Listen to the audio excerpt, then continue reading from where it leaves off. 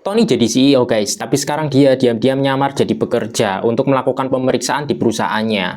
Saat ke kantin, dia terkejut karena makanan untuk para pekerja itu nggak ada dagingnya. Walaupun begitu, para pekerja nggak peduli dan nggak ada yang berani komplain. Tony nggak tahu apa yang terjadi, dia pun tanya sama Koki, mengapa makanannya hanya ada sayuran? Koki itu malah marahin Tony dan menyuruhnya pergi. Hampir aja Tony mau melabrak si Koki itu, untungnya rekan kerjanya menariknya. Rekan kerjanya ngasih tahu Tony kalau para pekerja sudah terbiasa dengan makanan seperti itu. Mereka udah kerja bertahun-tahun dan nggak pernah makan daging. Datanglah seorang pria yang merupakan pegawai di perusahaan tersebut. Koki segera ngasih sepiring makanan penuh dengan daging.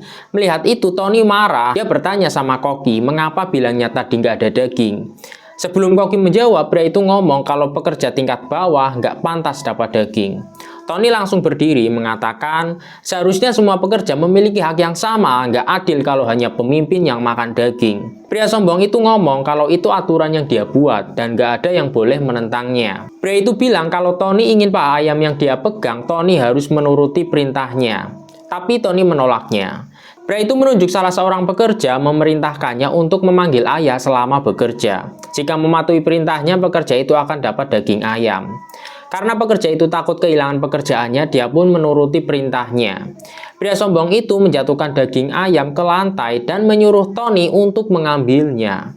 Sekarang kesabaran Tony sudah habis. Dia sangat marah. Dia ngasih pelajaran sama pria sombong itu dengan menamparnya sampai jatuh ke bawah. Tamparan itu sangat keras sehingga seluruh pekerja mendengarnya. Para pekerja merasa senang bos arogannya itu dikasih pelajaran. Asistennya bantu dia berdiri, tapi dia nggak berani melawan Tony. Dia menyuruh asistennya untuk memanggil manajer SDM. Pria itu mengancam akan memecat Tony.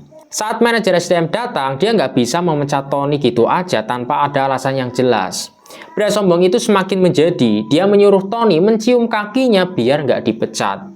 Tak lama kemudian, manajer perusahaan datang melihat Tony, dia langsung berlutut dan memohon ampun atas masalah yang terjadi guys.